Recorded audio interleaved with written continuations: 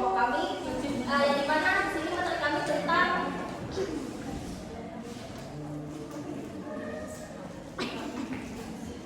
urgensi penguasaan ilmu dan keterampilan berbasis interdisipliner bagi mahasiswa program studi pendidikan agama Islam. Nah, di sini kami itu beranggotakan, saya sendiri dari Sakila, di sebelah saya ada Lydia Ruspindasari, dan di sebelahnya Kakak Fadila, Kindi Wulandari, Syarif Tilawani, Anessa Putri, Yusi, dan Rizko Haba. Oke. Langsung saja tanpa berlama-lama kita ke materi yang pertama yang akan dijelaskan oleh Syarif Tilawani. Pada saat waktu kita kami persilakan. Baik, semua. Materi yang akan kami bahas ialah mengenai urgensi penguasaan ilmu dan keterampilan berbasis interdisipliner bagi mahasiswa program studi pendidikan agama Islam. Nah, teman-teman, semakin seiring pergerakan arus globalisasi di dunia, maka semakin berkembang pula ilmu pengetahuan. Tak luput dari negara kita mengalami perubahan yang nyata. Nah, baiknya sebagaimana pendidikan agama Islam di era kontemporer, maka banyak menghadapi tantangan yang kompleks dan multidimensi. Mahasiswa PAI tidak cukup hanya menguasai ilmu keislaman secara tekstual saja, akan tetapi juga harus mampu memahami dan mengaplikasikan berbagai pengetahuan dari disiplin ilmu lain. Nah, kolaborasi antara institusi pendidikan, pemerintahan, masyarakat, penggunaan teknologi itu harus diperkuat untuk menciptakan ekosistem pendidikan yang mendukung dan berkelanjutan. Nah, lanjut dengan pembahasan interdisipliner. Apa sih pendekatan interdisipliner itu? Interdisipliner merupakan suatu interaksi intensif antara satu dan yang lain, terlepas dari apakah terkait secara langsung melalui proyek penunjukan eksplorasi yang bermaksud mengoordinasikan ide, strategi, dan pemeriksaan. Pendekatan interdisipliner merupakan suatu metodologi dalam menghadapi suatu masalah yang melibatkan perspektif yang berbeda dari kesatuan ilmu yang relevan secara terkoordinasi. Nah, mengapa harus menggunakan pendekatan interdisipliner? Salah satunya ialah dia ini mampu menjadikan program studi pendidikan agama Islam itu lebih hidup dan bermakna, yang mana model pembelajaran PAI dapat menggunakan pendekatan interdisipliner untuk mengembangkan model pembelajaran yang melewati berbagai sudut pandang, misalkan dari segi ekonomi, politik, sosial, dan sebagainya. Nah, penerapan dari pendekatan interdisipliner ini bisa melalui bahan ajar dan juga pengembangan kurikulum. Materi selanjutnya akan dijelaskan oleh Balik materi yang kedua, yaitu tentang alasan pendekatan interdisipliner menjadi penting dalam pengembangan kompetensi mahasiswa PAI. Nah, pendekatan interdisipliner memungkinkan mahasiswa untuk memahami konteks sosial, budaya, dan ekonomi yang mempengaruhi praktik agama, sehingga mereka siap untuk berkontribusi secara efektif dalam masyarakat yang pluralis dan dinamis. Nah, selain itu, pendekatan interdisipliner ini mendorong inovasi dalam metode pengajaran dan pembelajaran, menjadi proses pendidikan lebih relevan dan menarik bagi mahasiswa. Pendekatan ini menjadi penting dalam pengembangan kompetensi mahasiswa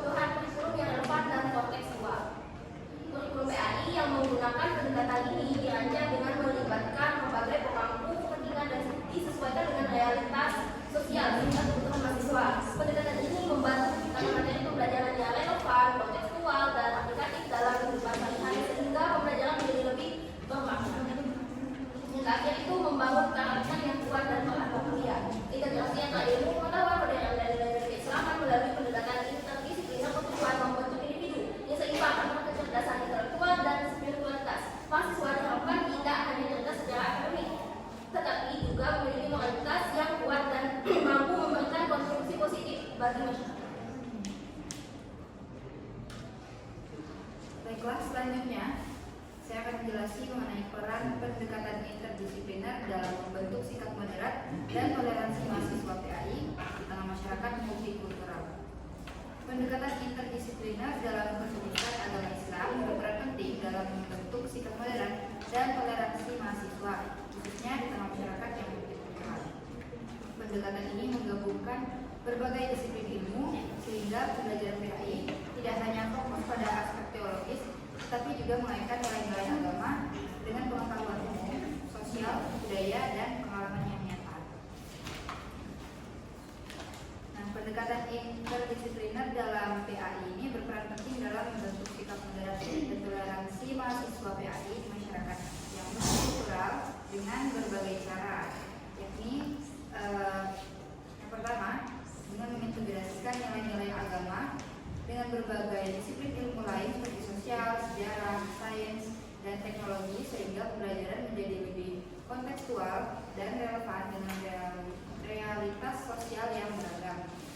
Kemudian membuka wawasan mahasiswa terhadap isu-isu sosial kontemporer seperti keberagaman, kesetaraan gender, dan lingkungan hidup yang mendorong sikap inklusif dan toleran. Kemudian membantu mahasiswa memahami agama secara holistik, menyeluruh, dan adaptif, tidak hanya dari sudut pandang dogmatis, sehingga tercipta karakter yang moderat dan mampu menghargai perbedaan. Kemudian mendorong kolaborasi disiplin dan partisipasi aktif dalam pembelajaran yang memperkuat kemampuan mahasiswa dalam menghadapi tantangan multikultural secara kritis dan konstruktif. Dengan demikian, pendekatan interdisipliner memfasilitasi pembentukan sikap moderat dan toleran melalui pembelajaran PAI yang menyeluruh dan relevan dengan konteks masyarakat multikultural masa kini.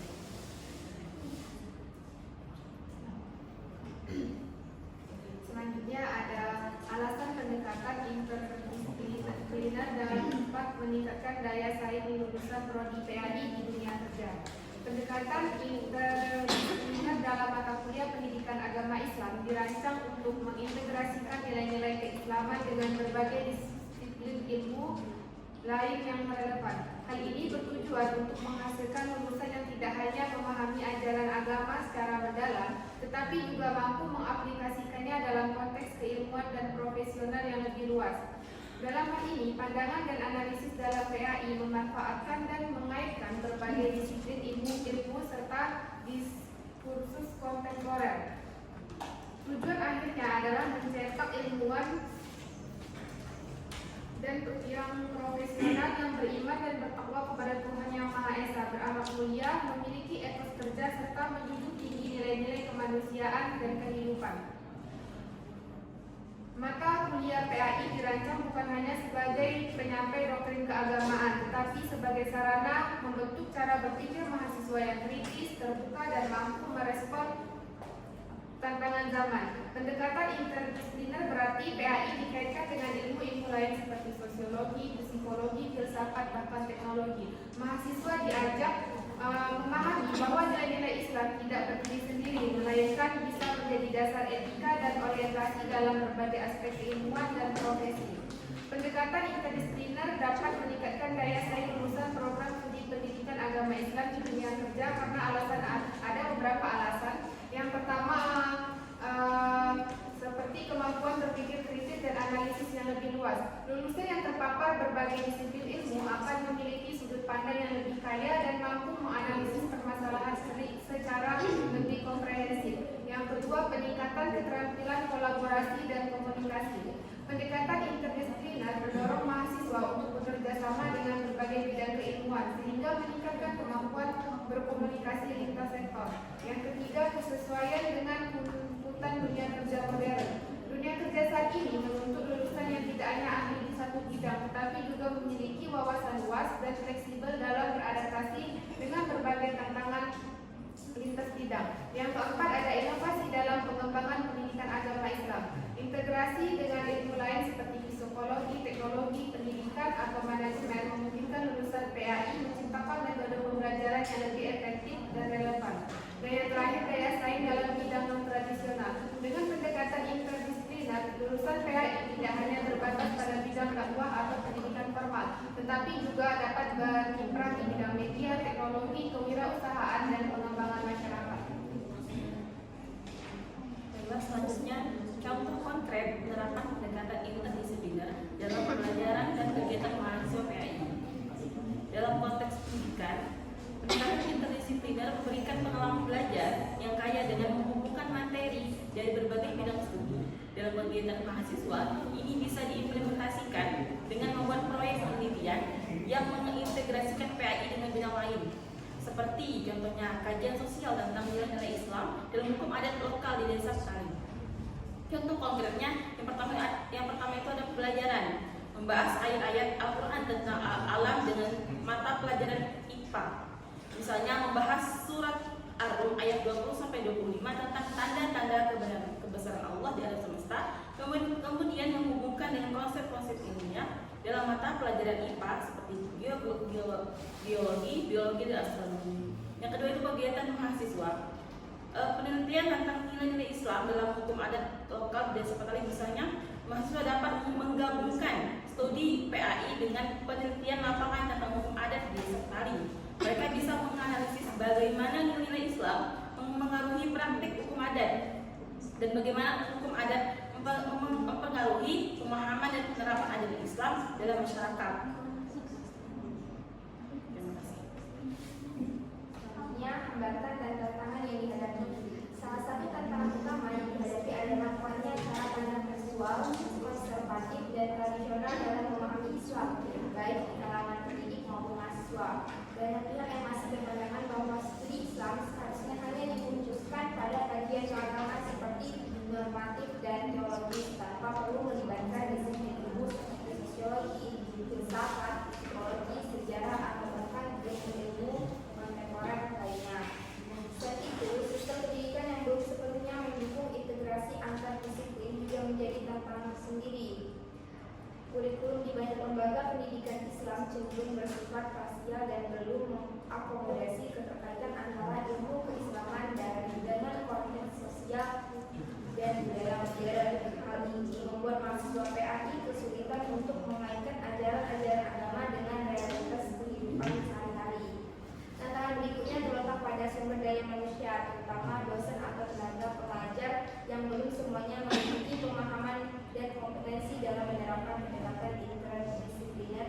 Banyak pengajar masih mengedepankan metode ceramah konvensional tanpa mendorong diskusi lintas disiplin atau analisis kritis terhadap suatu persoalan. Di samping itu, keterbatasan fasilitas pendukung seperti buku-buku, literatur yang bersifat interdisipliner, kurangnya seminar atau pelatihan yang mengangkat isu-isu integrasi ilmu, serta terbatasnya akses mahasiswa terhadap referensi kontemporer juga menjadi kendalanya dalam proses pembelajaran. Dengan kondisi seperti ini, meskipun pendekatan interdisipliner sangat dibutuhkan untuk menciptakan generasi muslim yang cerdas, kritis, dan modern, pasaran masih menghadapi tantangan besar. Oleh karena itu, perlu adanya upaya serius dari lembaga pendidikan, pengambilan kebijakan, dan para pendidik untuk mengubah pola pikir, merevisi kurikulum, meningkatkan kapasitas tenaga kerja, serta menyediakan fasilitas yang mendukung agar pendekatan interdisipliner dapat diterapkan secara efektif dan menyeluruh dalam pendidikan PAI.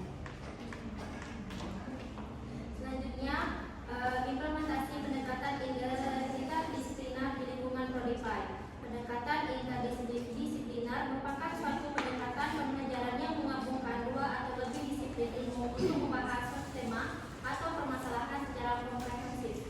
Dalam konteks pendidikan agama Islam, pendekatan ini penting diterapkan untuk menjawab tantangan zaman yang kompleks dan multidimensional. Yang pertama itu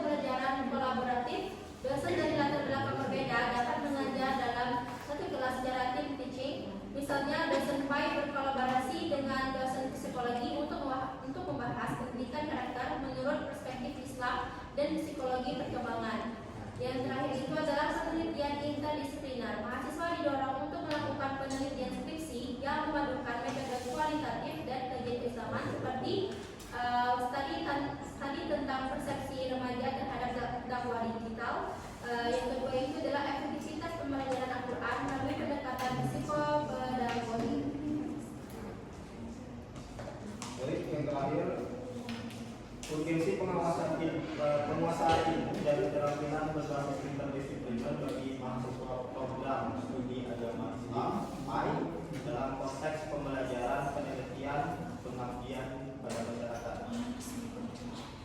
Jadi kawan-kawan, pendidikan agama Islam itu sudah selayaknya tidak hanya membahas tentang halal dan haram, sudah mulai membahas tentang isu sosial, masalah lingkungan hidup, masalah gender, masalah politik, masalah bencana dan lain sebagainya. Sudah selayaknya seperti itu. Sekarang kita bahas untuk mahasiswa program studi Islam. Sebagai mahasiswa prodi PAI, penting untuk menanamkan pemahaman bahwa pendidikan agama Islam harus berinteraksi dan bersinkronisasi dengan pendidikan lainnya, ketika menjadikan pembelajaran pendidikan yang relevan dan responsif terhadap perkembangan zaman.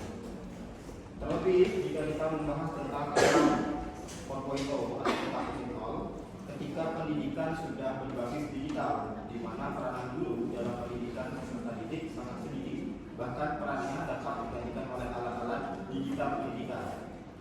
Pendidikan Islam di era 4.0 sebenarnya tidak dapat disamakan dengan pendidikan pada umumnya, sebab ilmu agama sudah semestinya diperoleh dan diajarkan oleh para ulama sebagai warasatul anbiya, atau para ulama adalah pewaris para nabi. Namun demikian, pendidikan agama Islam tidak kemudian alergi menggunakan teknologi ataupun alat digital dalam praktik pembelajaran atau perkuliahan. Sekarang kita bahas dalam pembelajaran. Ada 5 mata kuliah ataupun materi yang mungkin sekiranya urgent bagi mahasiswa prodi PAI untuk dipelajari pada era 4.0 ini atau 4.0. Pertama itu sudah pasti disiplin ilmu bahasa Arab, karena kita perlukan itu seperti ilmu tafsir, ilmu nahwu, ilmu sorof, ilmu balaghah, itu semua perlu bahasa Arab. Menafsirkan Al-Quran dan hadis juga perlu bahasa Arab. Jadi untuk mahasiswa prodi PAI, yang pertama adalah disiplin ilmu bahasa Arab. Yang kedua, disiplin ilmu bahasa Inggris. Ya, kenapa mahasiswa PAI harus belajar bahasa Inggris? Ya, karena bahasa Inggris sekarang sangat diperlukan. Hampir semua referensi, semua teknologi itu semua berlandaskan dengan bahasa Inggris. Jadi bahasa Inggris juga urgent untuk dipelajari. Yang ketiga, disiplin ilmu IT atau ilmu teknologi. Nah, kalau masalah ini ya sudah tidak usah dibahas lagi ya. Dalam era 4.0 ini sudah pasti bahwa teknologi, kita tidak bisa menolak kehadiran teknologi, kita tidak bisa anti terhadap teknologi. Satu-satunya cara bagi kita untuk survive atau untuk bertahan hidup adalah dengan mengikuti atau ya mengiringi perkembangan teknologi. Dan di era 4.0 ini kita juga masih punya banyak PR gitu. Jangankan untuk membahas tentang AI, Internet of Things, gitu, membahas tentang big data, membahas tentang cyber security dan lain sebagainya, bahkan untuk Microsoft Word, Excel dan PowerPoint pun kita masih banyak PR, banyak yang harus dibenahi. Terus yang keempat itu disiplin akuntansi. Nah, akuntansi ini kajian keilmuan yang berisikan rangkaian proses pemikiran yang menghasilkan suatu desain konseptual yang mengikuti prinsip, standar, metode dan teknik serta prosedur yang kemudian dijadikan kebijakan ketika pelaporan keuangan serta informasi-informasi lainnya yang terkait guna melaporkan keadaan keuangan dan dalam sebuah kesatuan usaha. Yang kelima, ini baru disiplin aswaja, yaitu Ahlussunnah wal Jamaah.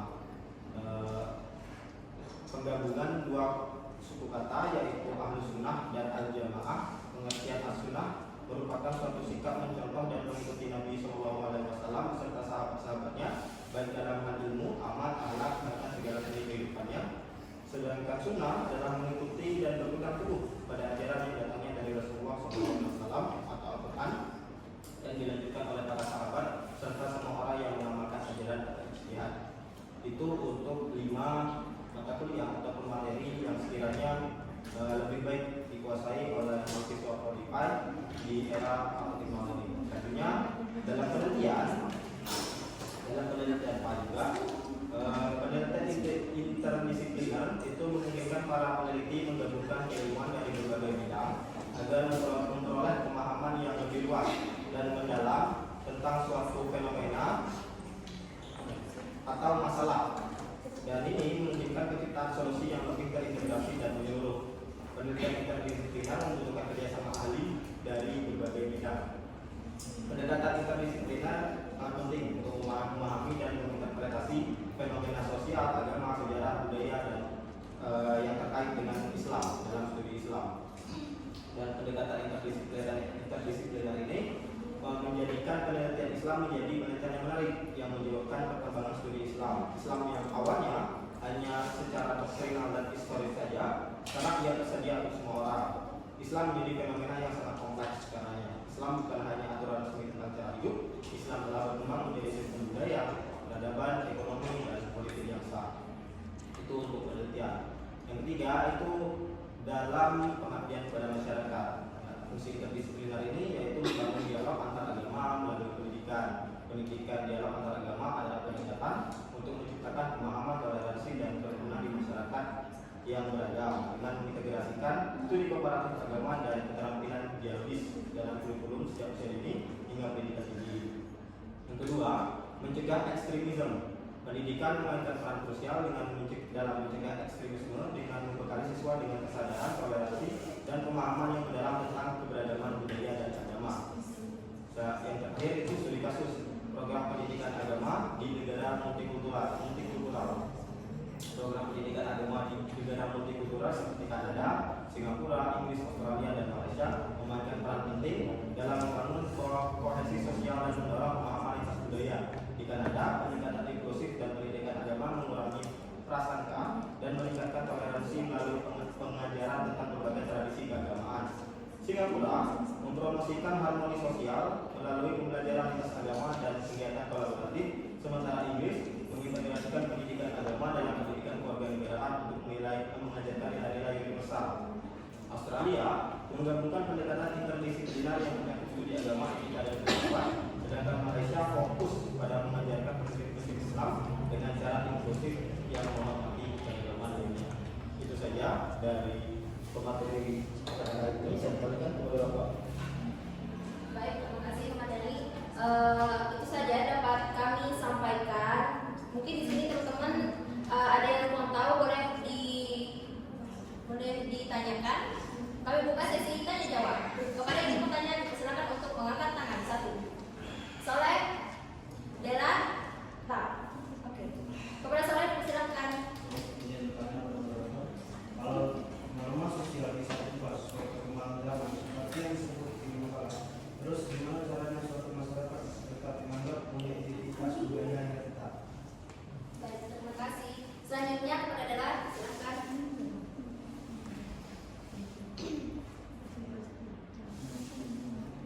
Oke, terima kasih moderator. Pemateri menjelaskan bahwa interdisipliner itu menggabungkan berbagai ilmu untuk memecahkan suatu masalah. Nah, pertanyaannya, kapan sih kita benar-benar butuh dengan pendekatan interdisipliner ini? Dan kapan juga kita harus ataupun lebih fokus ke monodisiplinernya? Kapan kita menggunakan interdisiplinernya dan kapan kita menggunakan monodisiplinernya? Waktu yang baik dalam pembelajaran. Terima kasih. Ada yang jawab? Ada yang bertanya? Oke, kepada Lesta silakan. Soal bagaimana metode pembelajaran interdisipliner ini dapat diterapkan dalam kelas pendidikan agama Islam di sekolah-sekolah. Baik, terima kasih. Kepada Tessa. Baik, langsung saja. Apa peran kampus dan dosen dalam memfasilitasi mahasiswa PAI agar mampu mengembangkan kompetensi interdisipliner secara efektif? Terima kasih. Baik, terima kasih Tessa. Di sini izinkan kami untuk mendiskusikan pertanyaan-pertanyaan kalian.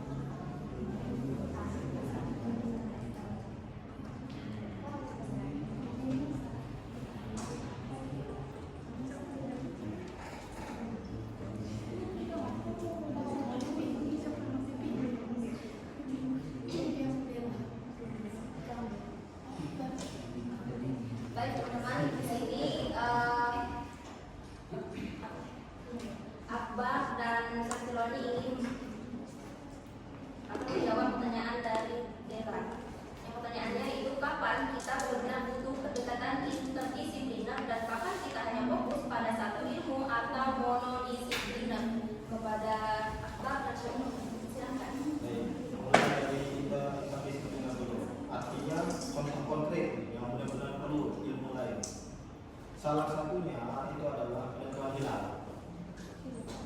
Jadi penentuan hilal itu tidak Ilmu falak. Hah? Ilmu falak. Ilmu falak.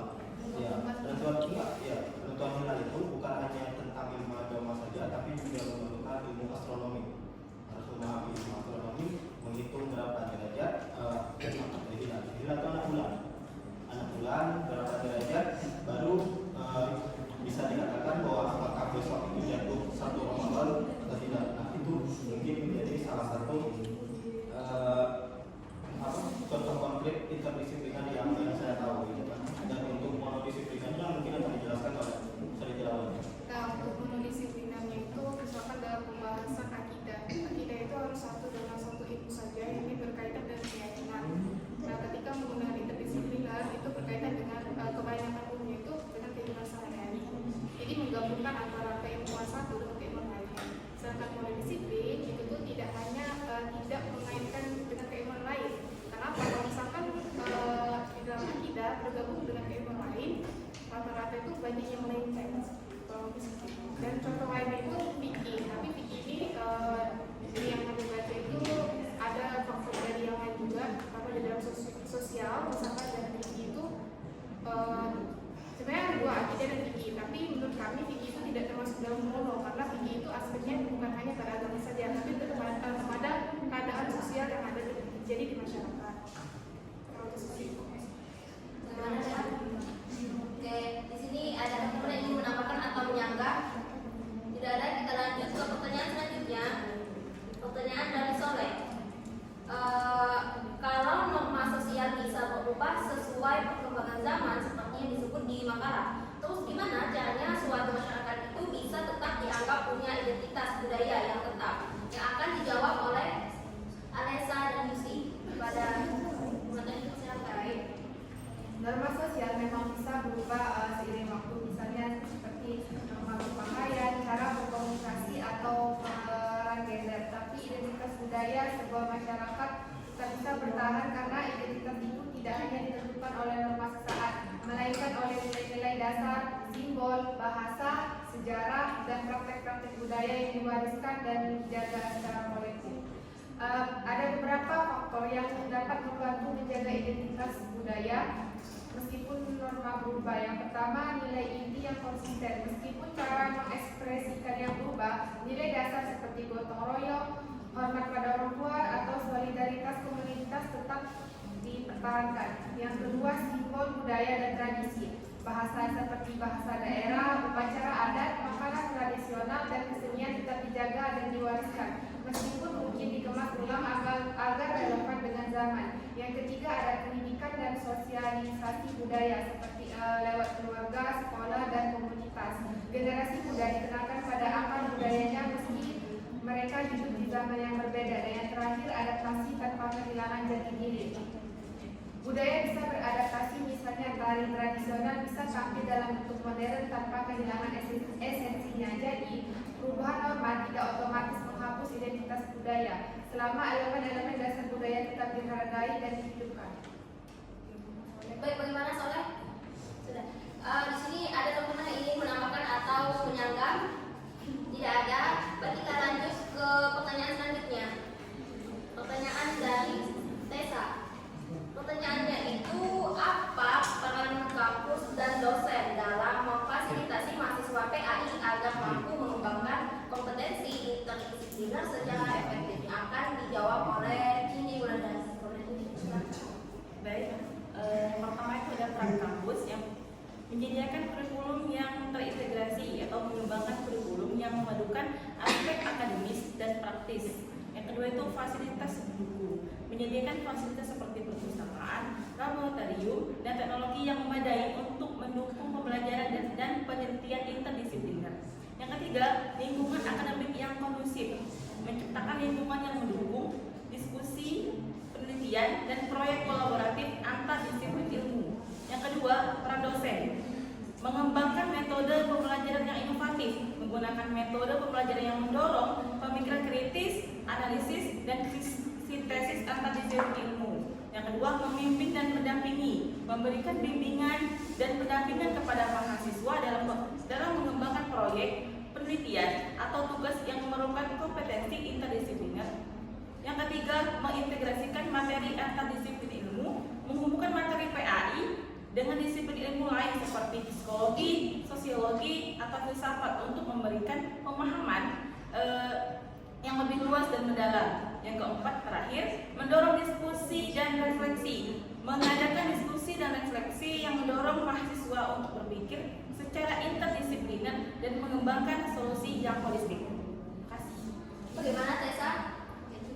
Apakah sudah oke? Di sini apa ada ingin kawan-kawan teman-teman yang nampak atau menyanggah? Tidak ada. Oke, kita lanjutkan ke pertanyaan Resta. Bagaimana metode pembelajaran interdisipliner dapat diterapkan dalam kelas pendidikan agama Islam di setiap sekolah? Akan dijawab oleh Nidina.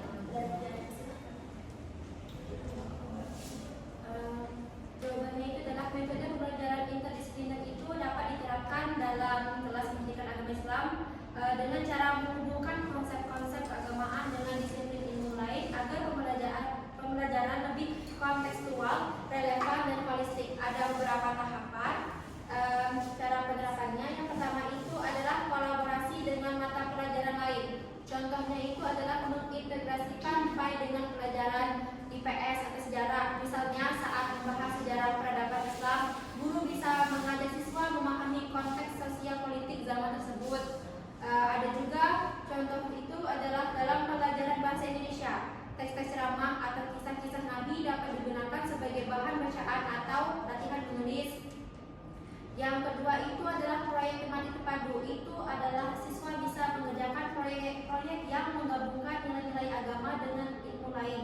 Contohnya itu adalah proyek lingkungan, mengaitkan ajaran Islam tentang menjaga lingkungan dengan pelajaran IPA. Yang kedua itu adalah kewirausahaan Islam, membahas etika bisnis dalam Islam sambil belajar konsep ekonomi dan bisnis. Bagaimana Resta? Oke, apakah ada teman yang ingin menambah atau menyanggah atau mau bertanya lagi? Mungkin tidak ada. Oke, itulah